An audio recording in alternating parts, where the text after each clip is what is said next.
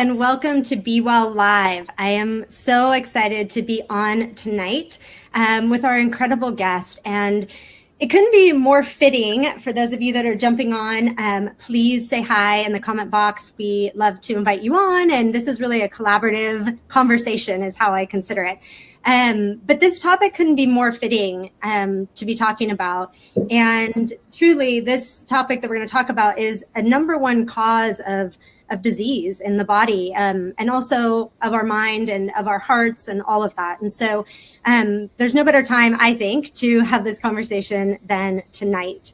And before I introduce our guest, I just want to say that, there's a lot of stuff going on in the world, and I'm sure, like myself, it's affecting everybody, and it's really got me in the heart a little bit, and certainly I want to create a space to talk about that as much as we want to, or not, right? So everybody's in a different place with things, and I just want to make this conversation an open conversation where people can share what they're feeling about a lot of the stuff that's going on in the world and recent events that we have experienced, as a culture. So, hey, Eden, hey, Julie, thank you for being here.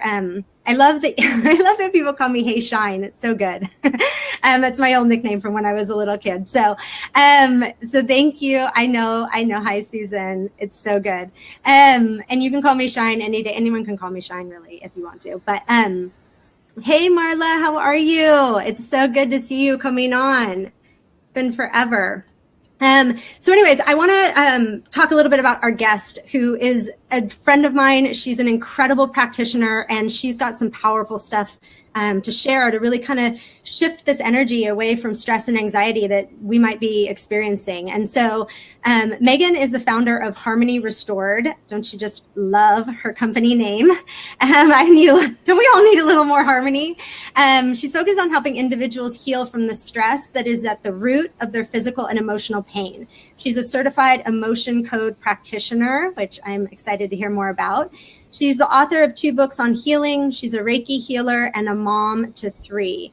After suffering from years of anxiety, panic disorders, chronic stress, food intolerances, adrenal fatigue, and an autoimmune disease, she went on a journey to find her health. She spent over 10 years researching and experimenting, and she's finally figured out all of these unique tools, which she's going to bring to us today, to heal herself naturally, which she did. And you are going to love to hear from Megan and hear her story, because it's really powerful. So with no further ado, let's bring Megan on the screen. Hey, Megan. Hey, how is everybody? So excited to be here. Yeah, we're excited to have you. So let's dive into this. And I want you to start with a little bit about how you came to doing the work that you do, because I know your story is really powerful. Yeah, so my story started about 11 years, almost 11 years. It was Halloween night. And I had one small child at the time, and I was pregnant with my second. And had been out, we were trick-or-treating. It was, a fun night, and was putting my son in bed and got in bed myself, and then woke up and I felt like I was dying, and I didn't know what was happening in my body. My heart was pounding. I was sweating. I just felt like I was floating out of my body, and I really thought I was dying, and turned my husband, woke him up, and I said, go get Seth. I have to say goodbye. This is it. I have no idea what's happening. Obviously I didn't die. Yay, thank goodness. But that night really started a whole cascade of health symptoms. And, we went to the emergency room that night, and they just, basically said, this is all in your head. You had a panic attack. It's just go home and deal with it. They actually sent us home with the number for a suicide hotline and saline solution in my veins. And that was it. And at that point, I knew that something was going on in my body. And I was this young mom. My son had just been diagnosed with autism. I'm about to have another baby, and it was like, I've got to, something has got to shift here. And so went on this huge journey of trying to heal myself. And did everything. I was doing all the different diets and taking all the supplements and going to chiropractors and naturopaths and doctors, and I felt worse than I'd ever felt. And I just kept getting sicker and sicker and sicker and more stressed out and more stressed out. And I got to this point where I couldn't tolerate any food.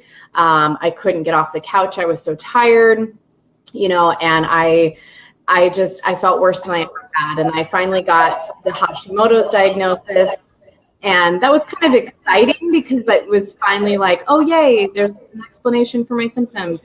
But it didn't help. Obviously, nobody had any answers for me. And so basically, I just got to this point. I was at total rock bottom. And, I've got these kids. And I just remember laying on the couch and being so fatigued. And my kids playing in front of me. And it was like, my life is literally passing me by. Like I'm on the sidelines of my own life. And I was so frustrated. And right about that time, a friend of mine had gotten certified in the emotion code. And she said, hey, can I just do this for you? And it seemed a little woo-woo and it seemed a little crazy. And I hadn't really dabbled in energy work. And I just thought, I've heard about some of this like positive thinking, emotional healing stuff, but I just really wasn't into it. I was like, I just don't have time for all that. Like I've got to fix my body and I'll like deal with, all that later. Anyways, the rest is history, and started working with her, and my symptoms very quickly unraveled. And even my son, we were doing this for my son who's on the spectrum, and a lot of his issues started unraveling. And I just realized, oh my gosh, this is what it's been the whole time. It's been my stress and my emotions and all the stuff that I didn't want to deal with. And so that's the kind of the first part of the story. And the real exciting part is a few months after I had been doing emotion code and was feeling so much better, I was still kind of stuck in this mindset of being sick because I'd been sick for a really long time. And I remember it was this beautiful spring day, and we live out in Virginia in the country on a couple acres. And so we've got a garden and we've got chickens and the whole deal. So we were outside. It was beautiful. My husband's working in the garden. My kids were playing. And I was sitting on my deck in the shade reading a diet book, trying to figure out like the one thing that I must have missed. I've read all these books 100 times, but there's got to be like, I don't know, one more food I have to cut out, or one more thing I have to do. And I was just stressed out. And even though I was feeling better, I was still stuck in this mindset of needing to fix myself. And I'm sitting there, and I just remember looking through this book and being so frustrated and thinking, like, what is it? What's wrong with me? And it was like this lightning bolt came down, and I had this moment where it was like I knew what was wrong with me. And what was wrong with me was that I believed that something was wrong with me. And because I believed that there was something wrong with me, something was always going to be wrong with me. And I could keep cutting out corn and soy and, switching between paleo and vegan or whatever I was doing at that point. But it wasn't going to fix the belief system that I thought there was something wrong with me. And so I closed the diet book and I said, okay, I'm going to start acting, breathing, living like somebody who has nothing wrong with them. And I went out and I played with my kids instead of reading that diet book. And I got back to my life, and I started doing things that brought me joy. I went to a restaurant again. I hadn't been to a restaurant in years. And I started doing things that I enjoyed outside of trying to fix myself. And within 3 months, my blood work was clear. So powerful. So awesome. I love that. And you know what? I've had other guests on the show with different stories, but both all tying back to making a decision to heal, right? Yep. Making a decision that there's not anything wrong, and powerfully making a decision to believe in your body's ability to be healthy and to live in joy. And I think you bring up a really important point about, sometimes when we think that there's something wrong with us and we think we have to do things to heal ourselves, that it's like we squeeze the joy out of life. You know, we are so focused on that we're forgetting to live. And certainly we know, like in energy work, right, more high vibe energy coming in, which is joy and happiness and, you know, fulfillment and content. Like we need to be experiencing those emotions. And certainly if we're experiencing other emotions that don't feel as good, we need to balance those out. And, you know, oftentimes I see in my practice too, that goes by the wayside, right? And it's just all this very heavy, you know, intense fear, anxiety, you know, sadness, depression, these feelings become the pervasive way of being. Yep. And, you know, people aren't finding healing in those areas.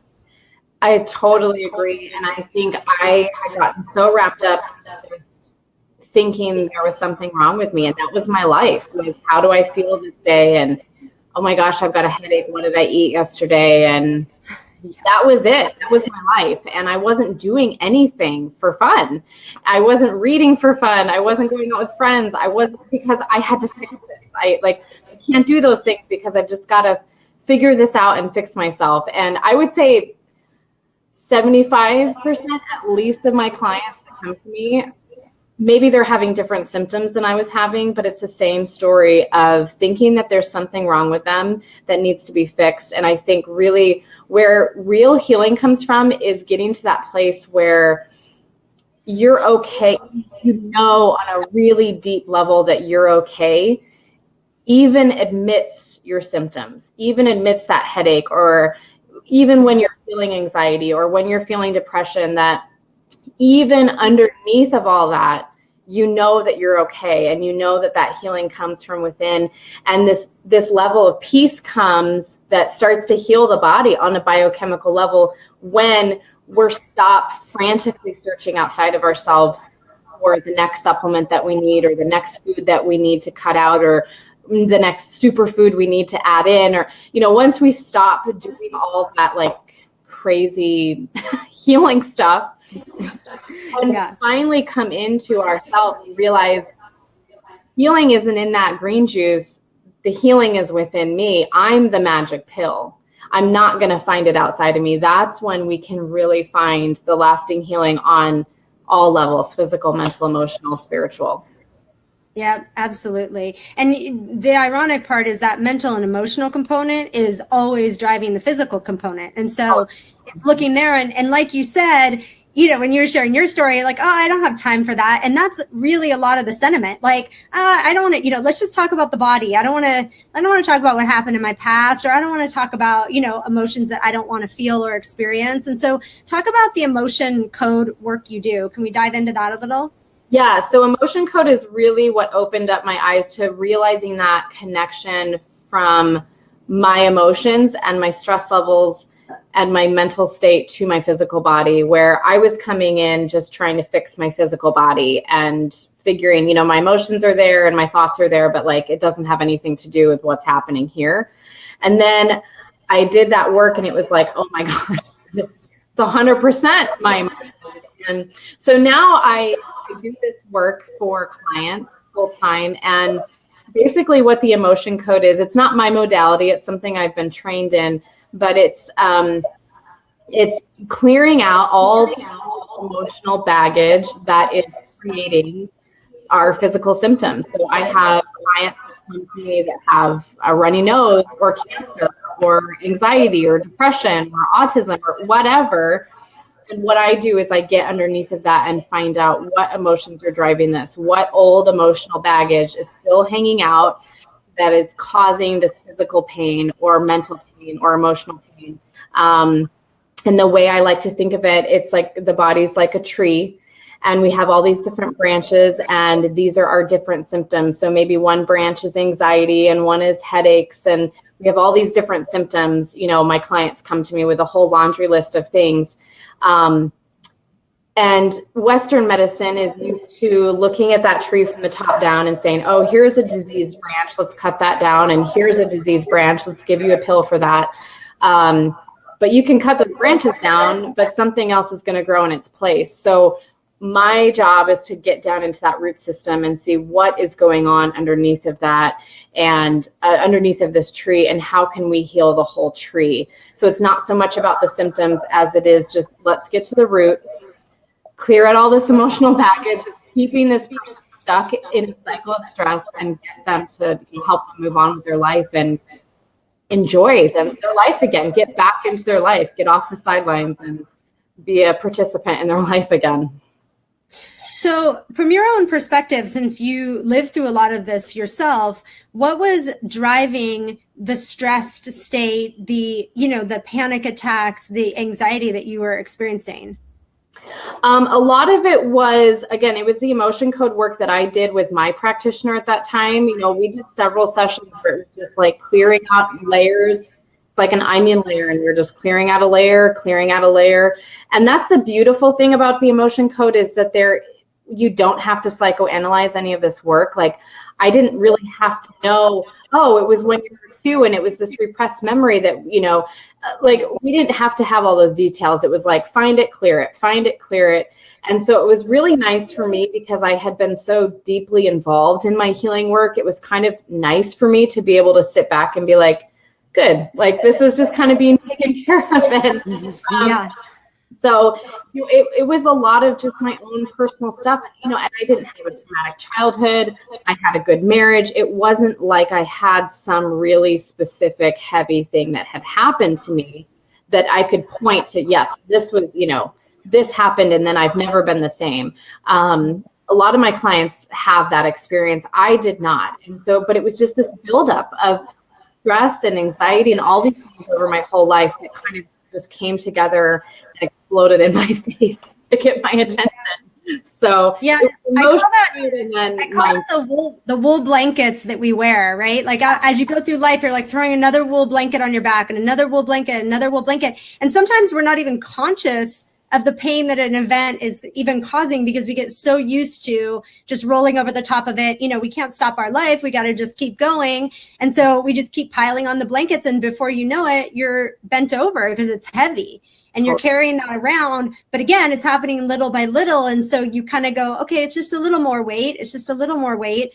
And we really have this ability to adapt to carrying around a lot of stuff until we just can't take it anymore, and things start to manifest, right? And we start to see those things. And so what do you think about if somebody has like a clear traumatic event, like some of the stuff that we've experienced recently? And I know, like you were talking about, and we were talking about before we got on, that when you're really sensitive, you feel the emotions of others, and you feel, things that are going on, and it's heavy, right? And so what are some things that we can do if for anybody that's feeling heavy, either in their own personal life or from all that's gone on recently? Do you have like a quick, simple tip we can do to kind of shift some of that anxiety or stress? Yeah, I think for one, just to acknowledge and validate that it's okay the way you feel, because I think a lot of times the judgment comes in when we think we shouldn't feel this way. Like, oh, well, this didn't directly affect me, so I shouldn't be feeling so upset. What's wrong with me? Yeah. I think it's really important to validate, okay, I'm a highly sensitive person and I'm feeling this, and it's okay, and I need time to process it. And so giving yourself that space and that compassion for how you're feeling all the time. Our emotions aren't bad, but we have to be compassionate to ourselves. And so I think coming in with that mindset that, I'm going to love whatever shows up today. Our emotions and our thoughts, they're constantly coming and going, just like clouds in the sky. And we don't need to attach to them, but we can just be present with them and have compassion for them. So validating that it's okay if you're deeply affected by other people or things that are happening in the world, that you're not the only person that feels that way. It's okay. And you need to have some sort of ritual for yourself to process all of this and to fill your cup. So something that I've been doing lately is I've been going to, now my kids are in school, all 3 of them are in school now full time. So I've been able to go to yoga class, which I've been doing yoga at home for years. But there's something different for me being in a class and what I'm noticing is I'm able to come to the mat and bring whatever I was feeling or whatever has been going through my head and just set it down and let it process. And so maybe it's yoga for me, but maybe it's a walk in nature for you, or maybe it's a bath, or maybe it's a lunch with a friend, but some sort of practice that you can have that gives you space to unload and process all of this. Maybe it's journaling, writing everything out. Maybe it's drawing art. Maybe it's, it's different for everybody. But finding kind of a creative outlet to let this stuff move through and process. And like, if I'm having a hard morning, I'll go to my yoga class and get on that mat and I'm just like crying. I've got like tears streaming down my face. And nobody cares. Like, we're all there processing our stuff. And it's okay. It's perfect, And so I think it's having time and space to process, and then it's also having another sort of self-care ritual that fills you up, doing things that bring joy, and recognizing this event was really horrible. I'm going to feel it. I'm going to grieve it. I'm going to process it. And then I'm going to let go. I'm going to help if I can. And now I'm going to move on and continue to create joy and peace in my own world here. And so we can't get stuck in this vortex of, just staying down and staying blah and heavy. We can acknowledge that and then move on and just create that peace and joy in your life. And again, whatever that means for you, if that's watching a funny movie or going to lunch with a friend or spending time in nature or playing the guitar or going to yoga class, it doesn't matter. Doing things that fill you up and create peace and joy in your life. That's not only going to help process through the stress, but it's going to help your body get into a place of healing and joy. And it's fun. That's awesome. For you guys that are listening live, I'd just be curious, like, is doing emotional work, like, what does that feel like for you? Because I have the clients that have all different levels of thought about this. Some people want to dive into it. Some people feel, fearful of it. Some people, like you said, we think we're going to re-trigger, the past, or we're going to have to go back to events that maybe we don't want to process or remember. But if anybody has any comments on that, I would love to hear that, because, one of my missions, and I know it is for Megan too, is to kind of really put this word out there about that true healing kind of exists at that level in such a big way, and that there can be powerful physical shifts that go on from understanding the emotional plane and the mental plane and how that plays in. So if anybody has anything to share about that, I would love to hear that in the comments. And also, if you guys have any questions too, Megan will be answering your questions. So put those in the chat box as well. Let's talk about the parasympathetic versus sympathetic. And maybe there's like a tool for switching out of that fight or flight mode. Yeah, so I talk about this a lot in my Rooted in Health course, and the way I've termed it or coined it is stress mode and thrive mode. And so when our bodies are stuck in stress mode, which again, going back to my story, when I was stuck in that place of just trying to fix myself and stressed all the time and getting sicker and sicker in the process, I was stuck in stress mode. My body was in constant fight or flight, feeling anxiety, ramped up, on edge all the time. And that's when our bodies are in a state of over alert. We're not digesting our food. We're not, we're just not healing. We're either staying stuck or we're declining. Our health is declining. The things that trigger stress mode mainly are going to be this emotional baggage. It's going to be all the crap that we're feeling all the time, the crap that we're thinking all the time, judgment, shame, guilt, all that stuff. Versus thrive mode. Thrive mode is when you're resting, you're digesting, you are feeling radiant and alive and lit up. And that is when your body is regenerating itself. It is cleaning things out and you're feeling good and you're in a state of healing.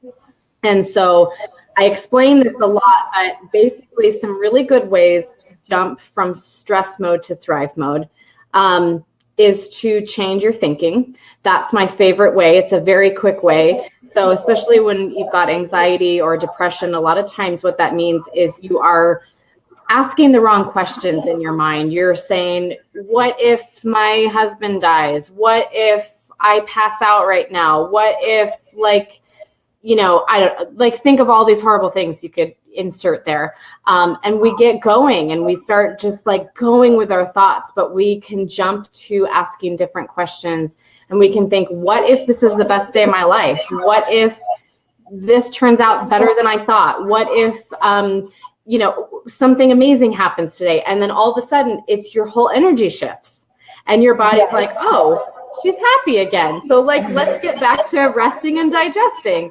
And so the thinking, the thoughts, changing the way that you're thinking, but also not judging those negative thoughts when they come in. So they're going to come in, they come in for all of us, and just saying, oh, look, there it is. Let it pass and switch to something else.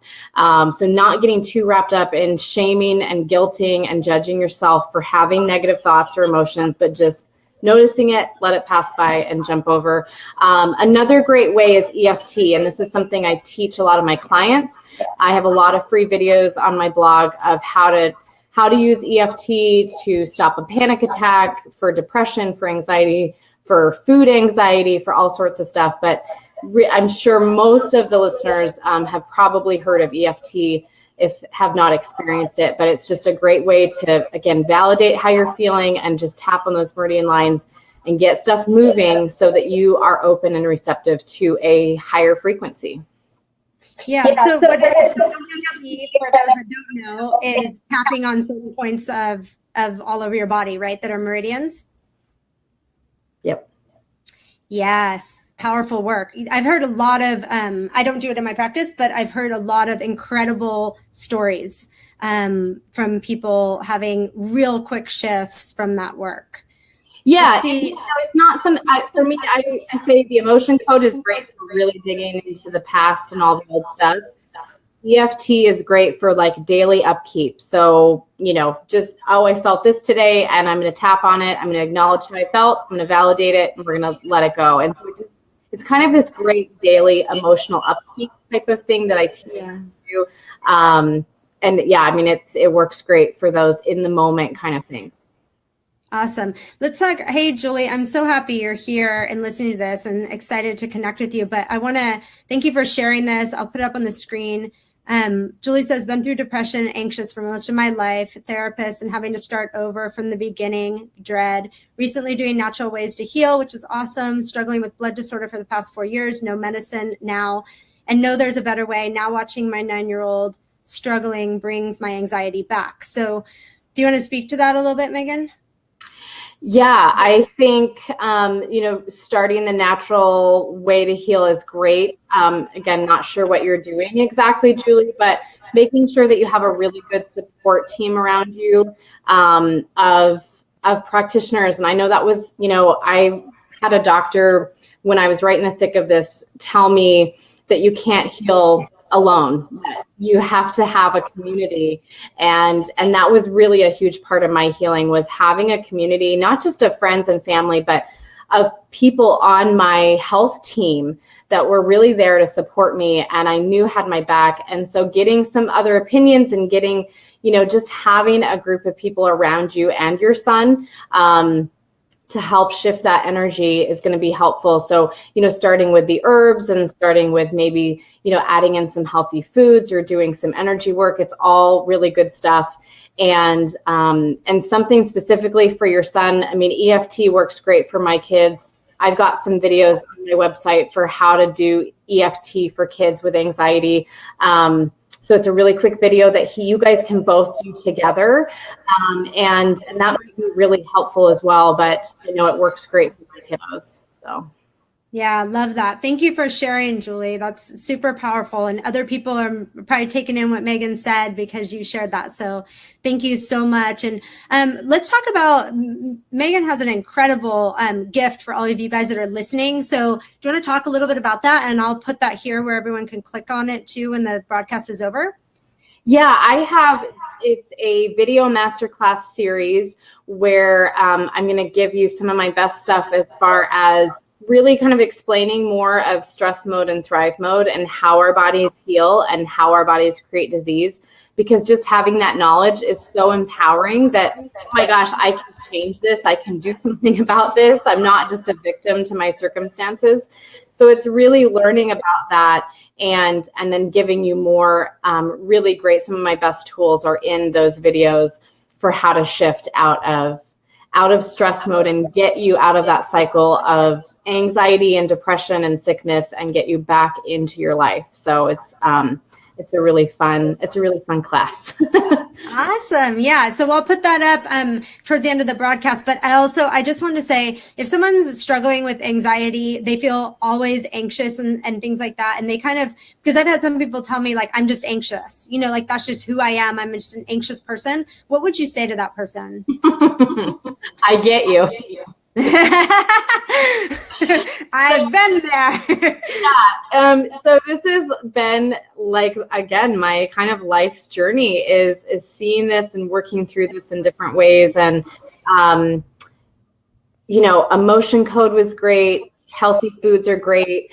But it was, I think even then it was still, I had to get to this place where I realized that even though I was feeling anxiety like up here, that I was beneath all of the thinking and all the thoughts, like there was this innate well-being in me that is there no matter what is happening up here. And I remember this one experience when I was really in the depths of it, and I had just been in this really deep kind of panic and anxiety period of my life. And I remember kind of like having this moment where it like lifted for just a few minutes. And I had this clarity. I looked outside. Again, we live in the country. It's beautiful out my door. And I looked outside and I was like, oh my gosh, like it's so breathtakingly beautiful. And it has been this whole time. Even though I felt anxious and panicky, it's been this beautiful the whole time. And I've kind of missed it because I've been lost in my head. And it seems really simple now, but in that moment, it was like that beauty and that innate well-being that's in nature is within me too. And even if there's a storm up here in my head, that beauty is still here. That wholeness is still here. Just like outside, if there's a storm outside, that beauty is still there. Those trees are still there. And it's just, that's how it works. And stepping back and realizing a lot of the anxiety is just in our thinking, and our thoughts are no more than thoughts. They're nothing. They're made of nothing, and they will pass. And, something that this one metaphor that I share was so helpful in my healing journey. When I realized this, it was, so here we are, like our little, we're here on Earth, like doing our human experience thing. And here's the sun, which is this constant thing in the sky. And the sun, I like to think of it as, this is who you really are. This is the truth of who you are. This is your wholeness. This is your heart center, your spirit, your soul, whatever you want to call it. And here we are having our little human experience. And then all of our emotions and our thoughts are clouds in the sky. They're constantly passing, constantly changing, constantly coming and going. And so if we can just stay down here and realize my well-being is always there, and just let the clouds pass instead of attaching to the clouds. Yes. Like when you're on an airplane and it's like stormy down here, and then all of a sudden you just get right past it and it's like, oh, there's the sun, and it's always there. It's never moving, but sometimes we have storms. And that's what I say to my kids. When one of my kids is having a moment, I'm like, hey, it's, you're having a storm. Yeah. Hey, it's going to pass. And just them saying, oh, it's just a storm. Like, because I think we fear that we're going to feel this way forever. When we're having anxiety, we think, oh my gosh, this is it. Like I'm never going to like feel better ever. Yes. Ever again. Yes. Just a storm. All it is. It means nothing. It's just anxiety. It's just a thought. It's just whatever. Let it pass. Breathe through it. Just hold on to knowing the sun is there, and just let it pass. And I think when we get that validation that it doesn't mean anything, it's just a passing cloud, then people are like, oh, okay, like I can like weather this storm and like Sunny sky. Yes. And the truth is that the more we focus, the more intention we put on it, the more energy we put on it, the more it expands, right? So the biggest gift we can give ourselves is to understand that we have choice in what we focus on and what we choose to have expand in our life. And like you said, the more you fixate on something and think about it and have feelings about it and make those feelings so significant, the more you are basically fueling whatever that is. And it's really ironic that we as human beings focus on the things that we don't like so intently, and we forget about the things that we do like, right? And I tell my clients, I go, it's as if you have these powerful laser beams that come out of your eyes, and whatever you point them at is going to grow and expand and become bigger. And so you want to point them at the things that you like and want more of in your life, and not the things that you dread or wish were not there. And it's oftentimes the flip-flop of that we're doing. And so we're expanding the things that we don't want to be expanding. Yeah, and it's just changing our focus. And again, we don't want to ignore and repress how we're feeling. We can totally acknowledge it and validate it, but then we can kind of move on and ignore it to a sense. And I think that's where, especially for highly sensitive people, empathic people, we have these emotions and we attach to them. We give them a lot of meaning. And that's where, here you are and here's this cloud coming and it's like, oh my gosh, this cloud is me. And you follow it and you give it all, like, this is my story. And it's like, no, if you just stayed there, like the cloud's passing, Yeah. And so I think it's really just, not that we need to ignore what's happening, but we can kind of just smile at it and not judge it and be like, okay, like it's gonna pass. Yeah. And focus, shift our focus to something else, change the thoughts you're thinking, change, the questions you're asking yourself, get up and move your body, shake it off, go outside and look at nature, get grounded, just do something different. You don't have to sit with it and feel like you have to fix it. Just keep enjoying your life. Yeah, I love that. And Julie says, remember to breathe. And it's such a important thing. I mean, we say, oh, remember to breathe, but literally when you are very stressed out, you're not breathing, right? Mm-hmm. You're not having deep breaths. Like that's one quick way to really shift your physiology, is to start taking deep breaths, because you'll watch your whole body just start to relax when you do that. So that is a great point, Julie. And Christy says, just a storm. Yeah, it's a beautiful reference to, to think about. Yeah. And Jody, I love it. Hey, Jody. She says, if you're in parasympathetic state, it's easier to process it. Mm-hmm. So true, right? So true. Well, when you're in fight or flight, you're in that totally ramped up state. You can't, it is hard. And so it's knowing the difference, going, oh, I'm in fight or flight right now. I'm just gonna give myself some space. I'm gonna do alternate nostril breathing. I'm gonna go to class. You're gonna go to yoga. Go to my yoga class. And yes. Cry my tears and move on. Yes. But yeah, but again, just having that knowledge of, oh, this is what my body's doing right now, and this is how I can shift it out. That's so powerful, to know that you have the power to shift yourself out of that.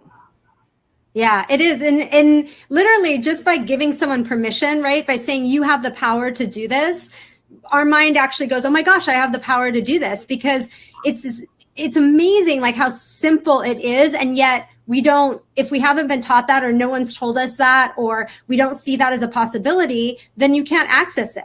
Right. So the second somebody gives you permission, like you're doing, right, and like I do in my practice, and says, you can do this, then you go, when you're in those states, you have that to call upon.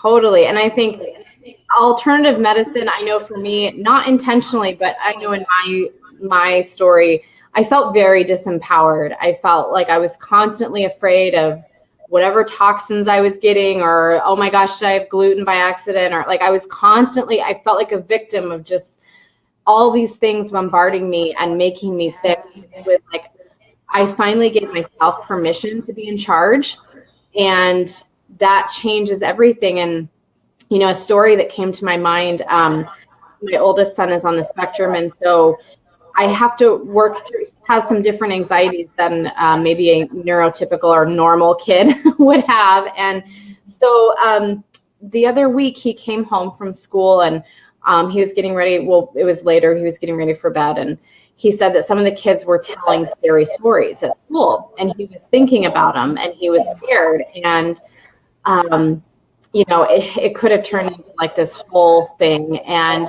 I just had this thought. I told him, I said, Seth, what you're thinking right now is like a movie playing in your mind.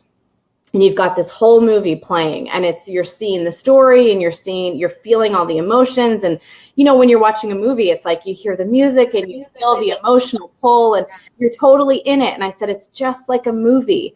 So I said, look at what's actually happening right now. And so we went around and we named all the things in his room. And I said, feel your legs, you know, your legs are safe. Like, look at your belly, it's breathing, you know, your chest is breathing. I'm here, I'm touching your arm, like, can you feel that? And it was like getting back into that present moment and having that mindfulness. He was like, it was just like a light switch. It was like, oh, okay.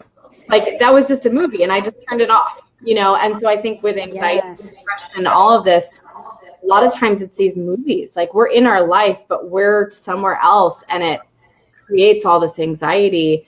And then it's like we get lost in it. And if we come back to the present moment, we realize, oh, everything is okay. I'm safe. I'm not being chased by a bear. I'm not, like, these horrible things are not happening. And we can just, as soon as we can tune in and get present and feel our bodies and move our bodies. I mean, it's just to realize that your thoughts are just a movie playing in your head. It's not who you are. It's like so empowering. Yes. And those are two tools right there between breathing and being able to just think about the chair you're sitting on. I'm in this room, like put yourself really in the room, right? I'm in my body. I can feel my leg. I'm sitting in a chair, you know, I'm sitting in front of the desk. It just brings it right down to that moment where you're fully present in the present moment, which is not where anxiety and stress live. Right? It's when we are in all these different places in the past, in the future, and what's going to happen and all of that stuff that it gets so uncomfortable and unbearable. And so those are two things for everyone listening. I mean, that can really pull you into the moment is focusing on deep breaths and focusing on your breath and then putting yourself, you know, powerfully in the room and immediate, right? An immediate shift. Immediate, yeah. Because that anxiety does not live in the present moment. It's just off in la la land, and it's not who you are. And you can disconnect from it and come back and realize, oh my gosh, everything's fine. Yeah, and you know what's so funny about that is like if you do it, like take a few hours of your day and see how often you are not in the present moment. Like if you're just consciously trying to think about, come back to the present. I did this one time for like an hour and it blows your mind. Like I kept wandering off. And because I was conscious of trying to be in the present moment, I watched myself wander and I'm like, come back. It's like a dog that won't listen to you. I felt like my brain was, you know, like, I'm like, come over here. And it's that constant readjusting, but it makes you realize, right? That was 1 hour and it felt like the longest hour of my life, but it makes you realize how our minds just go.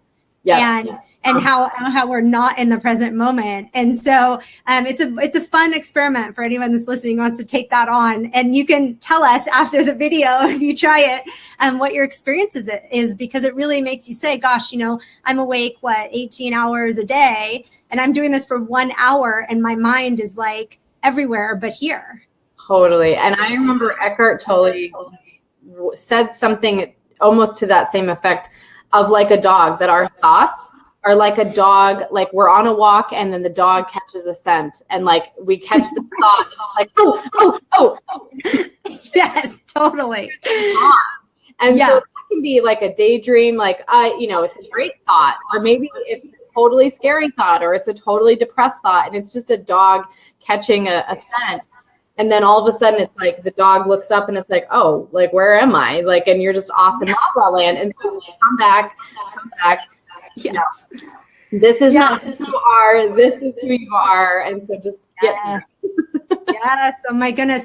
Hey, Heather. Heather says, love you both. You're the best. We love you Heather, she said the Cherokee medicine man she studies with says the exact same thing. Yeah, I mean, when I was doing this myself, I'm thinking, are other people's minds more trained than mine or controlled than mine? Because mine is all over the place. And I consider myself to be a decently conscious person.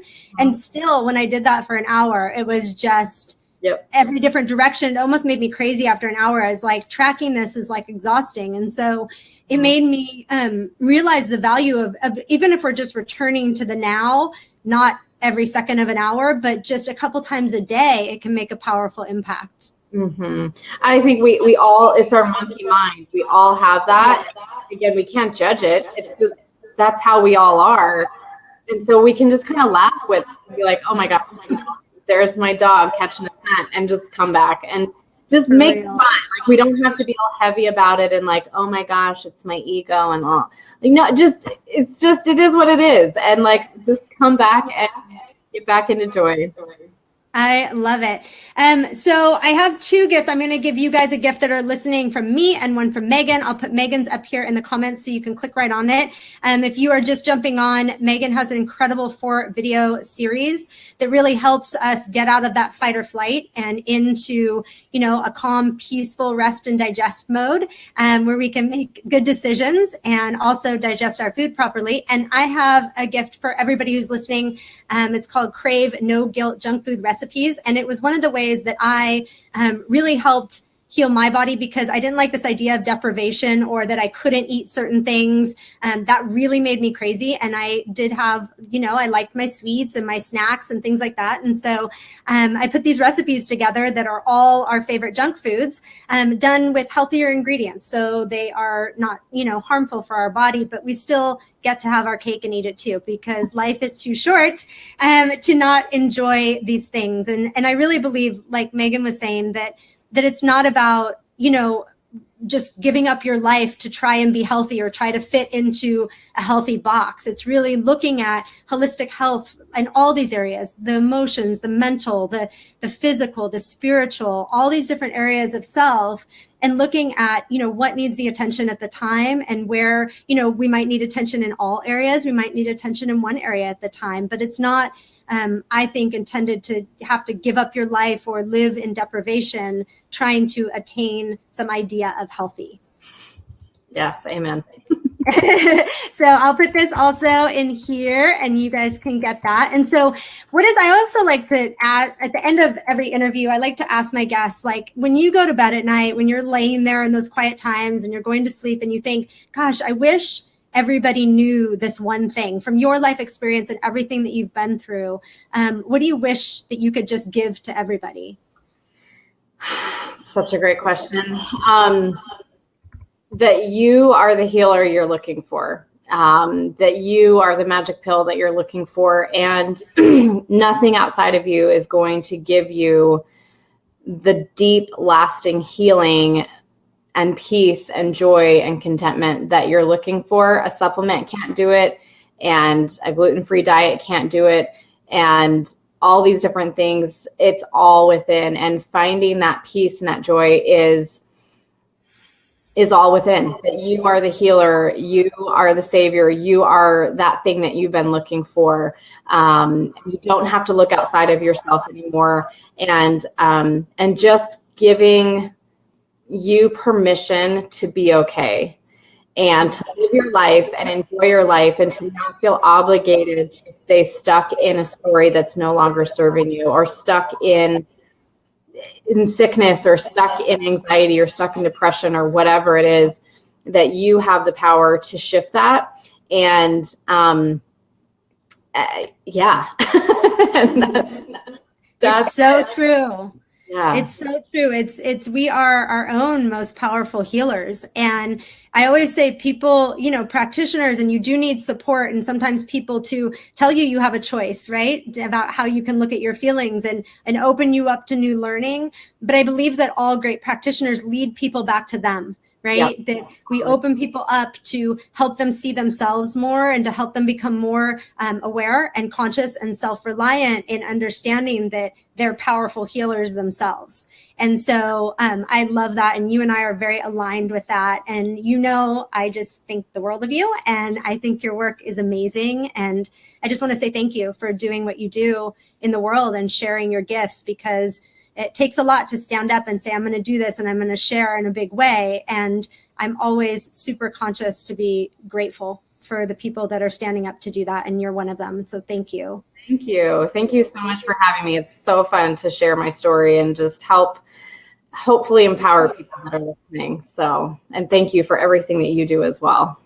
Thank you. And thank you all for being here with us live. We super appreciate it. If you missed part of this, you can get this replay on the same page. The replay will be on once we go off from being live. And if you guys will just all in the comment box, for all of you that are live, just say thank you to Megan. It's like so fun because on her screen, she gets to see all the comments come up and she gets to get all the love. And I just love to do that for my guests. So Julie says, such admiration for both of you. Thank you so much, Julie. And for anyone else there, just put thank you, Megan, in the comment box and show her your love. And she's super, super appreciative of that. And thank you guys for being with us. Thank you for participating. Without all of your comments, it wouldn't be as fun for us to be here sharing. And so we deeply appreciate you. And yay, thank you, Megan, from Danielle. Thank you, Megan, from Karen. Woo, you girls rock. And we will be back for another Be Well Live. So thank you guys for being with us, and we will see you soon. Bye.